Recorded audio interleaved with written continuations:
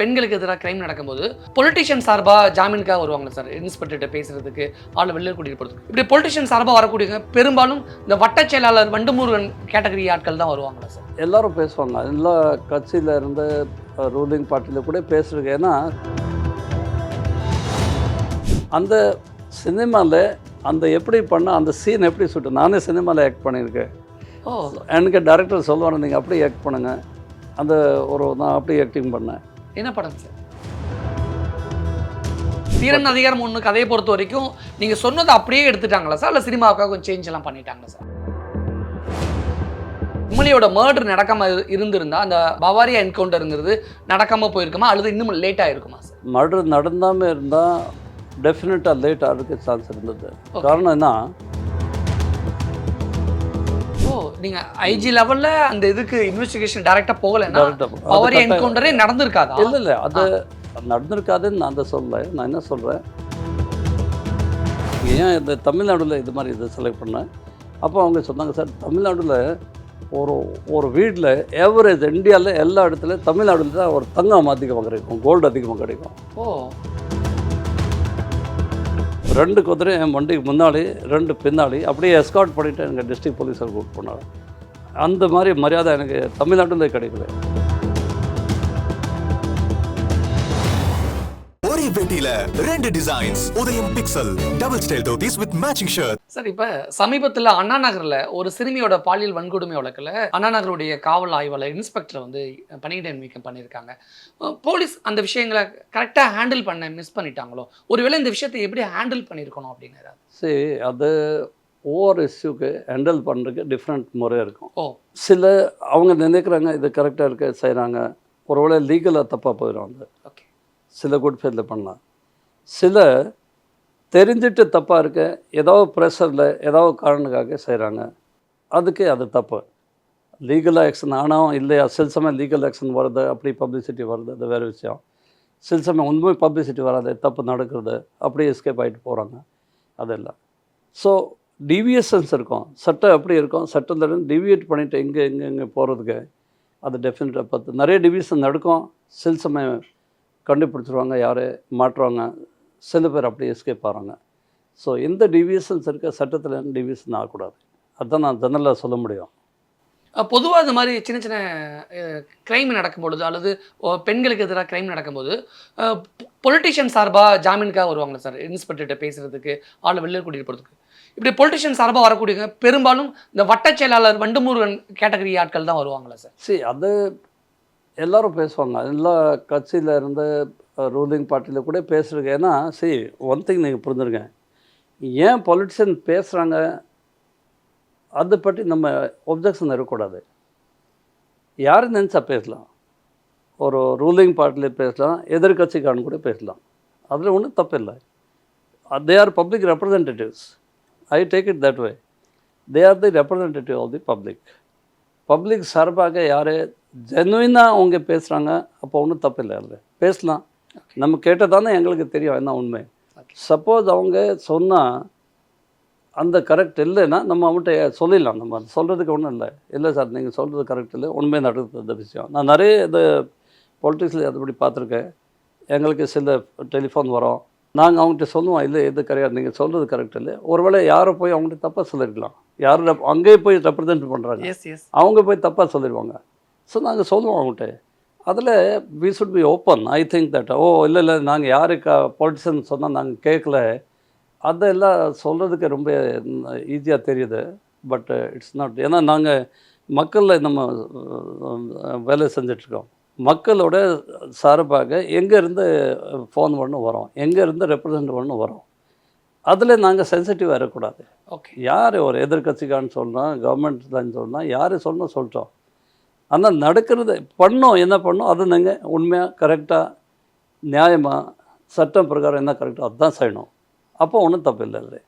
ஆனால் யாரும் அவங்க சொல்கிறதுனால நம்ம அப்படியே ஒரு இது சைடு போகிறோம், இவங்க சொல்கிறதுனால அது சைடு போனோம், அது ஒரு பெரிய தப்பு. ஆனால் பொலிட்டிஷியன் கால் பண்ணால் போலீஸ் ஆஃபீஸர் ஸ்ட்ராங்காக நோ அப்படிங்கன்னு சொல்லிட முடியுமா சார்? தப்பாக இருந்தால் நோ சொல்லணும். ஏன் சொல்ல முடியாது? இல்லை, ஏன் சொல்ல முடியாது? கரெக்டாக சொல்லலாம். ஏன் நோ சொல்ல முடியாது? சினிமாவில் நிறைய விஷயங்கள் பார்க்குறோம், பட் ரியலில் இதுதான் கரெக்ட், இதுதான் ரியாலிட்டியா அப்படின்னு ஒரு கொஸ்டின் மார்க் இருக்குது. அதுக்காக நோ நோ நோ. அது சினிமா நீங்கள் ஏன்னா நீங்கள் ஒரு ஜஸ்ட் பப்ளிக் என்டர்டெயின்மெண்ட்க்கு எப்படி அவர் பிடிக்குதோ அது மாதிரி நீங்கள் சினிமாவில் போடுவீங்க. ஆனால் பின்னாடி உண்மையான என்ன நடக்கிறது அது உங்களுக்கு தெரியாது. பட் பாமரன் ஜென்ரல் பொதுமக்கள் எல்லாருமே சினிமா அதுதான் நிஜம் அப்படின்னு நம்புறாங்கல்ல சார், அதுக்காக தான். இப்போ சினிமாவில் பார்த்தா எப்போவுமே போலீஸ் ஒரு ஜோக்கர் மாதிரி தான் காட்டுவாங்க. அப்போ நீங்கள் என்ன நினைக்கிறீங்க, போலீஸ் எவ்வளோ சேவை பண்ணுறாங்க, அதெல்லாம் சேவை செய்கிறாங்க மக்களுக்கு, அதெல்லாம் ஜோக்கர் ஒர்க்கா அது? No, real heroes. ஸோ அந்த சினிமாவில் அந்த எப்படி பண்ணால் அந்த சீன் எப்படி சுட்டு, நானே சினிமாவில் ஆக்ட் பண்ணியிருக்கேன். ஓ, எனக்கு டைரக்டர் சொல்லுவாங்க நீங்கள் அப்படியே ஆக்ட் பண்ணுங்கள், அந்த நான் அப்படியே ஆக்டிங் பண்ணேன். என்ன படம் சார்?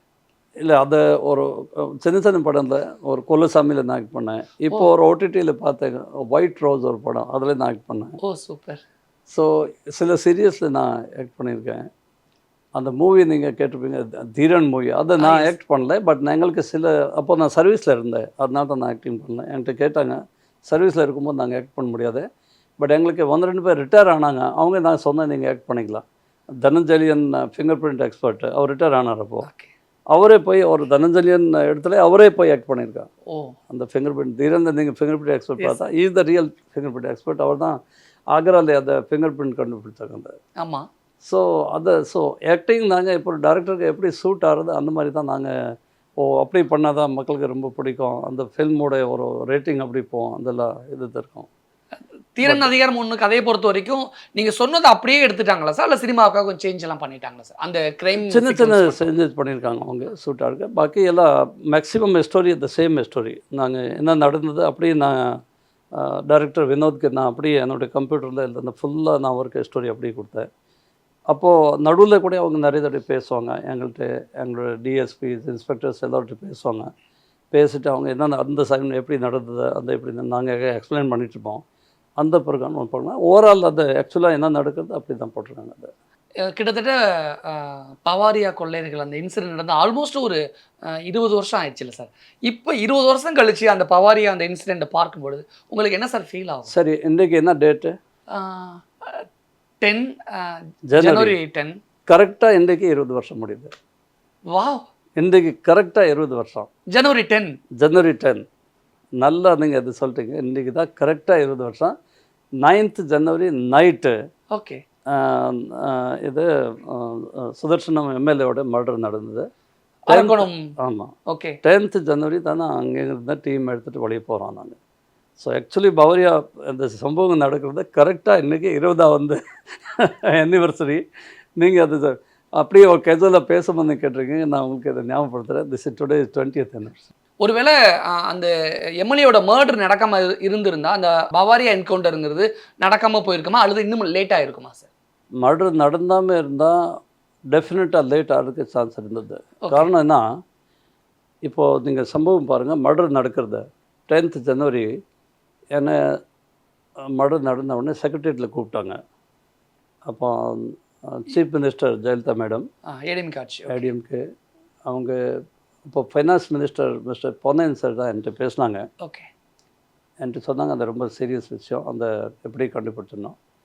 அப்போது சீஃப் மினிஸ்டர் அங்கே இன்ஸ்ட்ரக்ஷன் கொடுத்தாங்க டிஜிபியை, தட் ஒரு ஐஜி தலைமையில் தான் அந்த டீம் போடணும், என் தலைமையில் ஜாங்கிர் தலைமையில் டீம் போடணும்னு சொல்லிட்டு பர்சனலாக அவர் போய் ஒரு இது பண்ணோம். ஜெயலலிதா மேடமே தான் சொன்னாங்களா சார்? அவங்க தான் சொன்னாங்க. ஜெயலலிதா மேடம் உங்கள்கிட்ட இந்த விஷயமா பேசல? அவங்க டிஜிட்ட பேசினாங்க. Okay okay. அந்த எப்போவுமே சிஎம் இருக்கும்போது எப்போவுமே அதை சொல்லுவாங்க, அந்த ஒரு ஹையர் லெவலில் ஒரு இன்வெஸ்டிகேட் பண்ணணும் அதெல்லாம் சொல்லுவாங்க, ஏன் தலைமையில் போட சொல்லுவாங்க.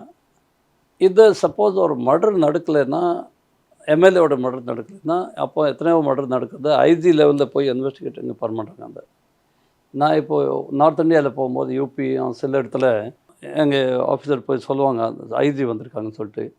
அப்போ அவங்க சொன்னேன், என்ன ஹோம்கார்டு ஐஜியா? இல்லை law and order north zone IG.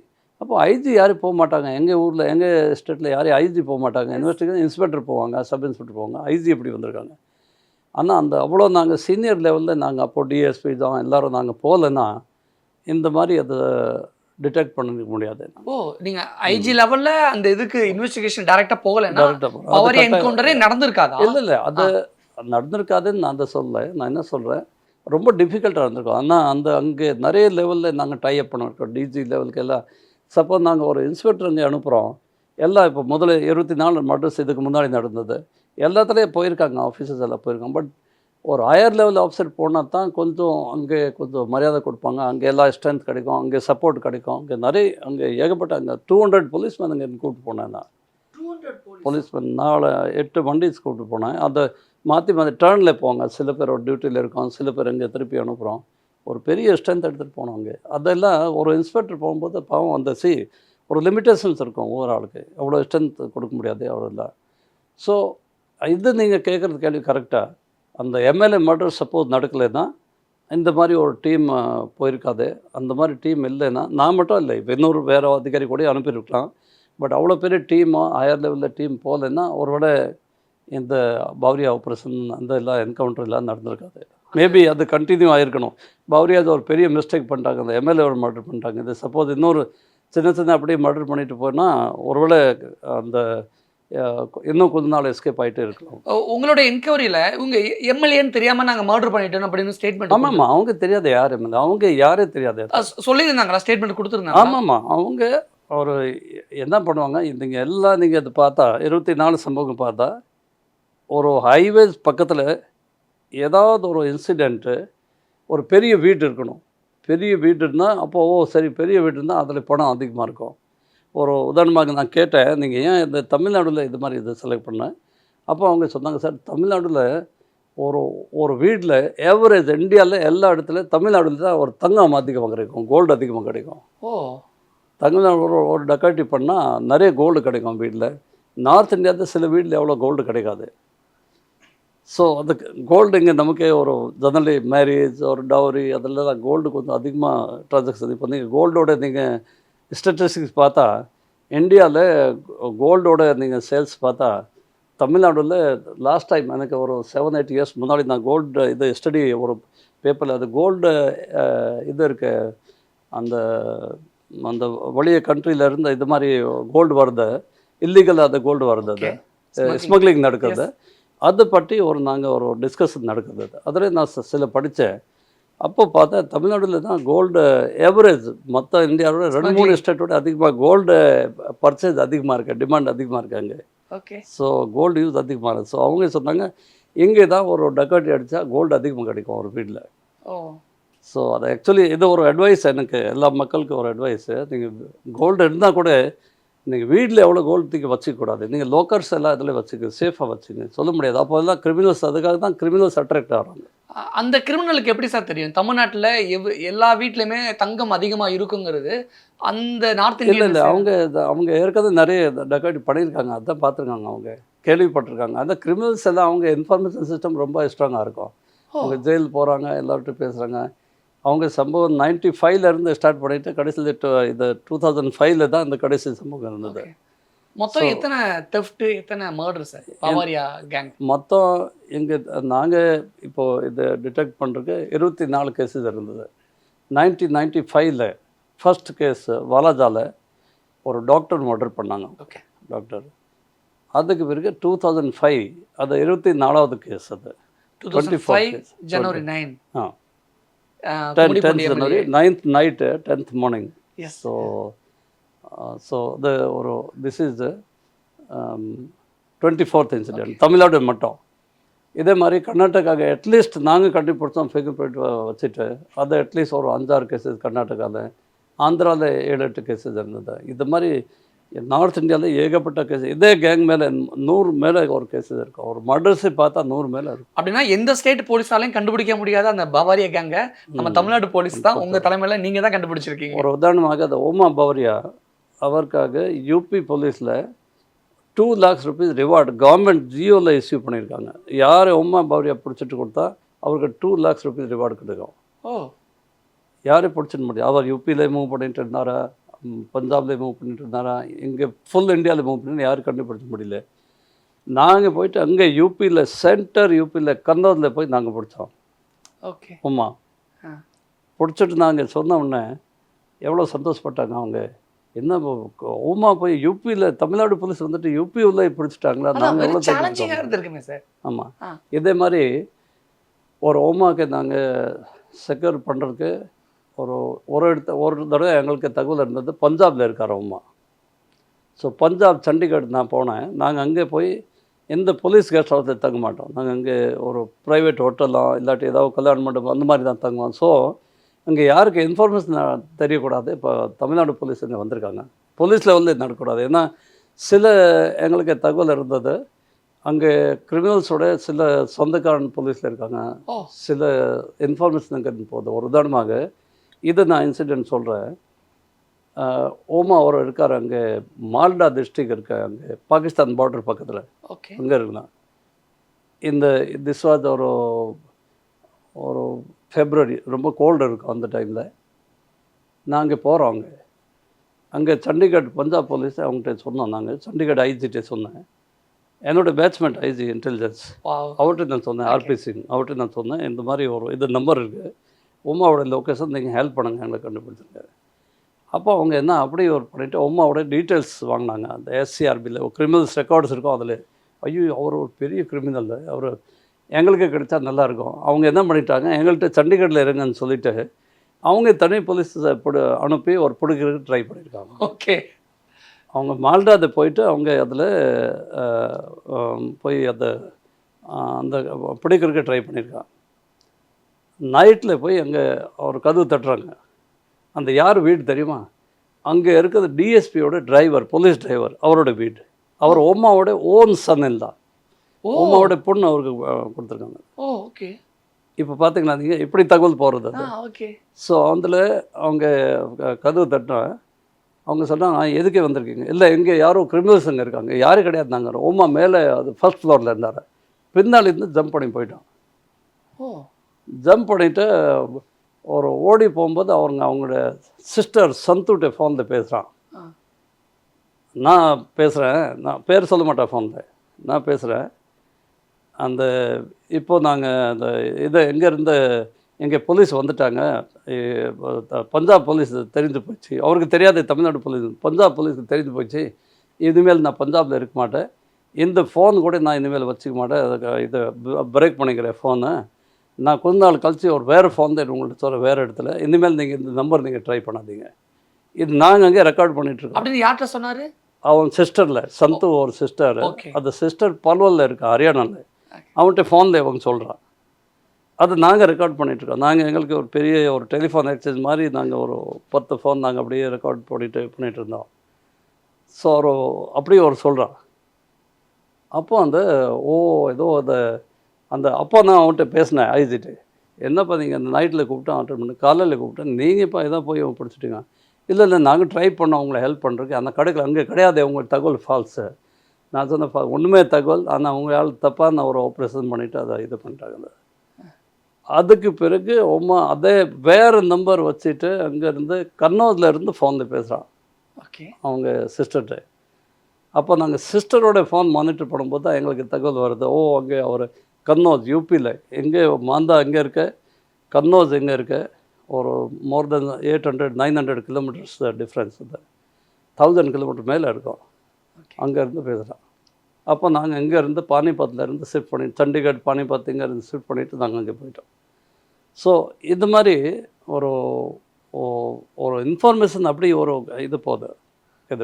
நீங்கள் எப்போ சார் முடிவு பண்ணீங்க உன்னை பிடிச்சா அவனை என்கவுண்டர் தான் அப்படின்னு எப்போ சார் உங்களுக்கு தோணுச்சு? இல்லை என்கவுண்டர் நாங்கள் பிடிச்சா என்கவுண்டர் அப்படி யாரும் முடிவு பண்ண மாட்டோம், யாரும் போலீஸ் பண்ண மாட்டோம். அந்த பவாரியா கேங் சிச்சுவேஷன் அப்படி வரும்போது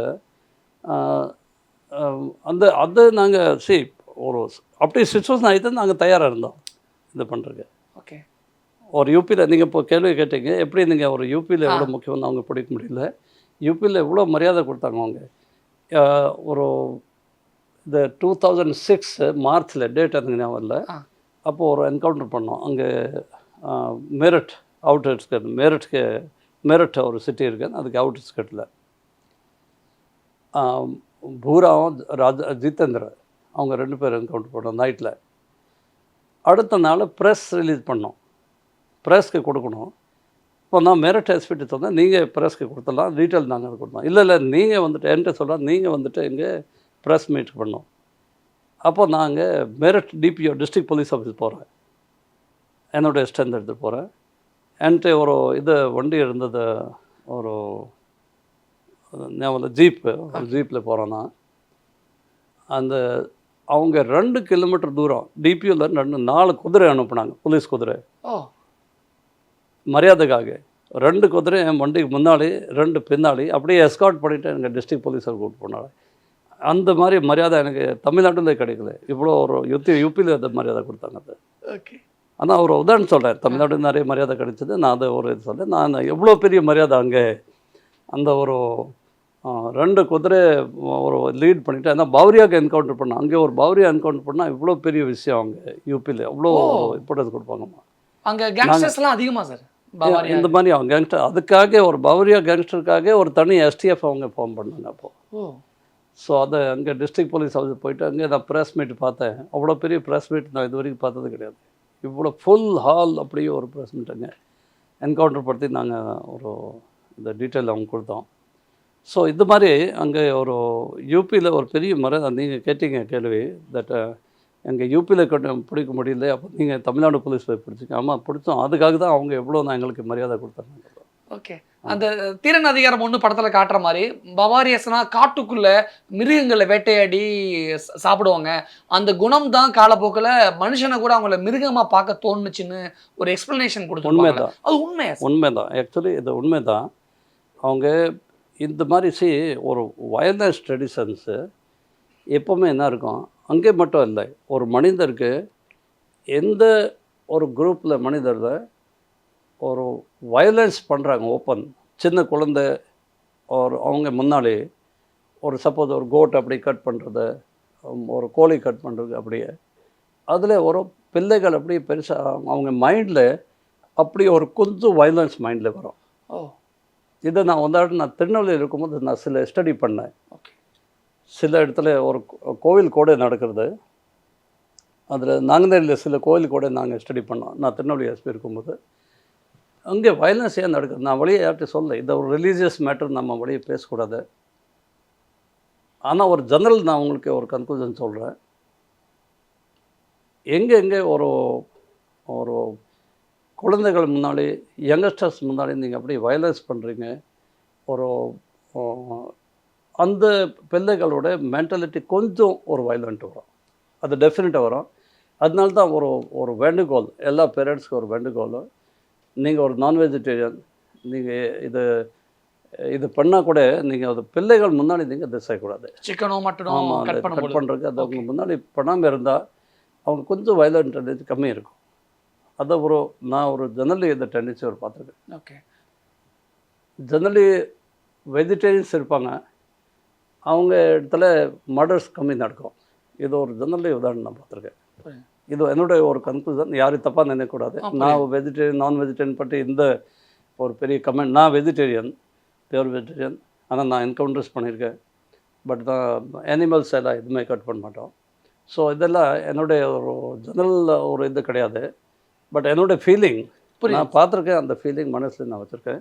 இது அகாடமிக் ஒரு ஃபீலிங். என்னுடைய குழந்தைங்க சிக்கன் மட்டன் கட் பண்ணும்போது பார்த்துட்டாங்கன்னா ஆட்டோமேட்டிக்காக சின்ன ஒரு தைரியம் வந்துடும். ஆமாம், அது பின்னாடி அவங்களுக்குள்ள ஒரு பெருசாக ஒரு சில விஷயங்களை மாற்றங்களை ஏற்படுத்தணும்னு சொல்ல வரீங்க. ஒரு உதாரணமாக இதில் நாங்கள் ஒரு ஒரு ஒரு பௌரியா ஒரு கிரிமினல் நாங்கள் எனக்கு தகவல் எப்படி கிடச்சிது, இவங்க என்ன பண்ணாங்க, அவங்க ஒரு கோதாரி இருக்கும் பாருங்க, சின்ன அந்த யமுனா ரிவர் பக்கத்தில் அந்த ஆக்ராவில் இந்த பௌரியா என்ன பண்ணாங்க, எல்லாம் பிடிச்சி அப்படியே அந்த இது கால் இருக்குது, அவங்க அப்படியே ஒரு பிரேக் பண்ணிவிட்டு அப்படியே கன்னி பேக் இருக்கும், கன்னி பேக் உள்ளே போட்டு அப்படியே இது கட்டிட்டு அப்படியே போடுறாங்க வீட்டில். ஒரு ஆள் அவர் பார்த்த உடனே அவர் ஒரு வெஜிடேரியன், அவன் ரொம்ப ஃபீல் பண்ணார். இதை ஃபீல் பண்ண உடனே ஒரு சண்டை போட்டு அவங்க 4-5-6 பேர் சண்டை போட்டு அவங்க இது பேக் இருக்குது அப்படி ரிலீஸ் பண்ணால் அந்த எல்லா கோதாரி வேலை பண்ணி வந்தாங்க. பட் அவங்க எல்லா லேக்ஸ் எல்லாம் பிரேக் பண்ணி ஒழிச்சிட்டாங்க, அவங்க ஓடி போக முடியல. அப்போ அவங்க போய் வீட்டில் வச்சுட்டு அவங்க எல்லா சாப்பாடெல்லாம் கொடுத்தாங்க அந்த பேர்ட்ஸ்க்கு, பறவைகளுக்கு. அவங்க தான் போலீஸுக்கு ஃபோன் பண்ணி சொன்னாங்க, இந்த மாதிரி இவங்க எல்லா கிரிமினல்ஸ் இது மாதிரி பண்ணுறாங்க. அதில் ஒரு தகவல் ஒரு ஆள் பிடிச்சிருக்கு, அது இன்ஃபார்மெண்ட் எங்களுக்கு கிடைச்சது எங்கேருந்து, வெஜிடேரியன் வர்சஸ் நான் வெஜிடேரியன். அது ஸோ இதை ஒரு ஜெனரல் டெண்டன்சி நான் பார்த்துருக்கேன். ஓகே சார், ஓவராலாக உங்களுடைய சர்வீஸில் எத்தனை என்கவுண்டர் பண்ணியிருப்பீங்க? ஸ்பெசிஃபிக்காக அந்த கொள்ளையர்கள் இருக்காங்க பவாரியாஸ், அந்த பவரியாஸ் கேங்கில் மட்டும் எத்தனை என்கவுண்டர் பண்ணிருப்பீங்க? இல்லை என்கவுண்டர் நாங்கள் நானே பண்ணியிருக்கேன், சில நான் டீம் இன்சார்ஜ் இருந்திருக்கேன், சில என்னோட டீம் போய் என்கவுண்டர் பண்ணிங்க. அந்த மாதிரி நிறைய என்கவுண்டர்ஸ் அதை எதிர்க்கோம். ஒரு உதாரணமாக வெள்ளரவை என்கவுண்டர் நானே பண்ணியிருக்கேன். எஸ், நீங்க பண்ணதுல ரொம்ப ஹைலி ப்ரொஃபைல்னா நானே என்கவுண்டர் நான் தான் என்னோட பிஸ்டலில் ஷூட் பண்ணேன். இந்த பாகலூர் போலீஸ் ஸ்டேஷனில், ஒசூர் பக்கத்தில் பாகலூர் போலீஸ் ஸ்டேஷன் நான் தான் கம்ப்ளைண்ட் கொடுத்தேன். அந்த எஃப்ஐஆரில் நான் தான் கம்ப்ளைண்ட், நான் ஃபயர் பண்ணேன், அப்படியே தான் நான் தான் கம்ப்ளைண்ட். ஸோ அதெல்லாம் அந்தந்த சிச்சுவேஷன் அந்த மாதிரி வரதை அந்த டைமில் ஆக்ட் பண்ண மாட்டிருக்கோம். ஃபீல்டில் அதிகமாக இருந்தால் அந்த சான்சஸ் என்கவுண்டருக்கு அதிகமாக கிடைக்கும். ஃபீல்டு போஸ்டிங் கம்மியாக இருந்தால் அந்த மாதிரி சான்சஸ் கம்மி கிடைக்கும். வெள்ளை ரவியை ஸ்பெசிஃபிக்காக என்கவுண்டர் பண்ணுறதுக்கு அதிகமான கேசஸ் இருந்தது தான் காரணமா அல்லது என்ன காரணம்? இல்லை அதெல்லாம் காரணம் என்கவுண்டர் கேசஸ் அதிகமாக இருந்தால் தான் என்கவுண்டர் பண்ணோம், அது காரணம் அப்போ என்ன கிடையாது. ரீசன்? சில பேர் ஒன்றுமே கேஸ் இல்லாத கூட என்கவுண்டர் அப்போ ஆகிடும். வெள்ளை ரவிக்கான இல்லை என்கவுண்டர் என்ன இருக்குது, அந்த இது ஒரு right of private defence. Okay. So right of private டிஃபென்ஸ்னால் அந்த டைமில் சுச்சுவேஷன் எப்படி இருக்கும், நீங்கள் அதை ஃபயர் பண்ணலைன்னா உங்கள் லைஃப் ஒரு ரிஸ்கில் இருக்கும், இல்லாட்டி வேற ஒரு லைஃப் ரிஸ்க் இருக்கும். அப்போ காப்பாற்றுக்காக நீங்கள் யாரோ ஷூட் பண்ணுறீங்க அந்த என்கவுண்டர். அந்த என்கவுண்டருக்கு நீங்கள் புரிஞ்சுருக்கேன், என்கவுண்டர் ஒரு போலீஸ் மட்டும் சுட்டுறாங்க, அது என்கவுண்டர் அப்படி கிடையாது. அது நீங்கள் சொல்கிறது அந்த ரைட் ஆஃப் ப்ரைவேட் டிஃபென்ஸு, அது சட்டத்தில் எந்த என்கவுண்டர் வேர்டு கிடையாது. ஐபிசி சிஆர்பிசியில் என்கவுண்டர் வேர்டு இது கிடையாது. அந்த ஸோ என்கவுண்டர் நம்ம சொல்லுவோம், அப்படி கொலோக்கியில் நம்ம சொல்கிறோம்ல, அந்த ஸ்போக்கன் லாங்குவேஜ் நம்ம அந்த என்கவுண்டர் பேசுவோம். இது எல்லாருக்கும் ரைட்ஸ் இருக்குது. ஃபோர்ஸ் யூஸ் பண்ணணும், ஃபோர்ஸ் யூஸ் பண்ணுறதுக்கு எல்லாருக்கும் உங்களுக்கு ரைட் இருக்குது. ஓகே. நீங்கள் சப்போஸ் ஒரு கையில் ஒரு கத்தி வச்சுருக்கீங்க, ஒரு சப்போஸ் போகிறீங்க, யாரும் உங்களை அட்டாக் பண்ணுறாங்க, உங்கள் லைஃப் ரிஸ்க் இருக்கும், நீங்கள் கத்தி வச்சுட்டு அவர் திருப்பி கவுண்டர் அட்டாக் பண்ணிக்கலாம். அப்போ இன்வெஸ்டிகேஷன் என்ன இருக்கும், நீங்கள் அட்டாக் பண்ணுற அது அந்த டைமில் தேவை இருந்தது அப்படி ப்ரூவ் ஆயிடுச்சுன்னா there no murder case on you. Okay. ஆனால் போலீஸை பொறுத்த வரைக்கும் ஜென்ரலாக என்கவுண்டர் அப்படின்னா எந்த டைமில் சார் அந்த முடிவுக்கு வருவாங்க? இல்லை அந்த டைமில் அந்த சிச்சுவேஷன் எப்படி இருக்கும் அந்த டைமில் தான் முடிவு பண்ண வேண்டியிருக்கும். என்கவுண்டர் அந்த டைம் தான், அதில் முடிவு பண்ணுறதுக்கு டைம் இல்லை. இது அவங்க தெரியும் சட்டத்தில். ஒரு ரீசெண்டாக நீங்கள் கேள்விப்பட்டிருப்பீங்க, எங்கே வேலூர் பக்கத்தில் அந்த நார்த் இந்தியன் டீம் வந்தது, ஒரு இன்ஸ்பெக்டர் என்கவுண்டர் பண்ணார். அது அந்த டைமில் அவங்க அட்டாக் பண்ணார். இன்ஸ்பெக்டர் வந்து துப்பாக்கி எடுத்துகிட்டு ஷூட் பண்ணார். அதுதான் என்கவுண்டர். ஸோ அந்த முடிவு இல்லை, அந்த டைமில் அந்த officer on the spot officer யார் அவர் தான் முடிவு பண்ணோம் அந்த டைமில். அந்த யாரும் இன்ஸ்ட்ரக்ஷன் கொடுத்துட்டு என்கவுண்டர் பண்ண சொன்னால் அந்த என்கவுண்டர் கிடையாது, அது மர்டர். ஓகே. உங்களோட சர்வீஸில் நீங்கள் பண்ண அந்த என்கவுண்டரில் ஒரு முக்கியமான மறக்க முடியாத ஒரு இன்சிடென்ட், எனக்கு வேறு வழியே கிடையாது, வேறு ஆப்ஷனே இல்லை, அதனால் நான் வேறு என்கவுண்டர் பண்ணிட்டேன் அப்படின்னா வெள்ளை ரவியா அல்லது வேறு யார் சார் சொல்லுவீங்க? வெள்ளை ரவி இருக்கு, பங்குமார் இருக்கு. பங்குமார், வெள்ளை ரவி, ரெண்டுக்குமான அந்த இன்சிடென்ட் என்ன அப்படின்னு அது கூட அதே மாதிரி. அது என்ன மாதிரியான சிச்சுவேஷன்? அந்த பவரியா என்கவுண்டர் மேரட்ல அதே மாதிரி தான். ஓகே. இந்த 3 என்கவுண்டருக்குமான சிச்சுவேஷன் என்னன்னு சொல்லுங்க. இல்லை சிச்சுவேஷன் அந்த டைம் அப்படி தான். ஒரு உதாரணமாக மேரட் நீங்கள் பாருங்கள், ஒரு இல்லாட்டி ஒரு வெள்ளை ரவி நீங்கள் என்கவுண்டர் பாருங்கள். அந்த டைமில் அவங்ககிட்ட வெப்பன்ஸ் இருந்தது. அவங்க எங்களுக்கு ஒரு தகவல் அங்கே போகிறாங்க, பாகலூர் சைடு அவங்க போகிறாங்க, அந்த தகவல் எங்களுக்கு. அந்த டைமில் நாங்கள் போலீஸ் டீமோட போயிட்டு நாங்கள் இந்த இது பண்ணோம், சரவுண்ட் பண்ணோம். சரவுண்டு சேலஞ்ச் பண்ண உடனே அங்கேருந்து திடீர்னு ஒரு சவுண்டு வருது, துப்பாக்கி சவுண்டு வருது. ஐயோ சுட்டுறாங்க. அப்போ நாங்கள் ஒரு பொசிஷன் எடுத்துருக்கோம், ஒரு கல் அப்படி ஒரு சின்ன இது இருந்தது, அதுக்கு பின்னாடி நாங்கள் பொசிஷன் எடுக்கிறோம். அவங்க சுட்டுறாங்க, நாங்கள் சுட்டுறோம். கொஞ்ச நேரம் போனால் ஒரு சத்தம் வருது, ஒரு சவுண்டு வருது. ஐயோ அந்த மாதிரி அப்போ யாரும் காலி ஆகிட்டாருன்னு அர்த்தம். அப்போ உடனே போனாங்க, டெட் பாடி கிடையாது. இதுதான் யாரு? வெள்ளை ரவி. வெள்ளரியா இன்னொரு ஆள் கூட இருந்தார், 2 பேர். ஓகே. 2 பேர் கூட்டாளி. அவங்க துப்பாக்கி கிடச்சிது அங்கே, அவங்க நாட்டு துப்பாக்கி, அதில் தோட்டா கூட இருக்குது. ஒரே பெட்டியில 2 டிசைன்ஸ். உதயம் pixel double style dhotis with matching shirt.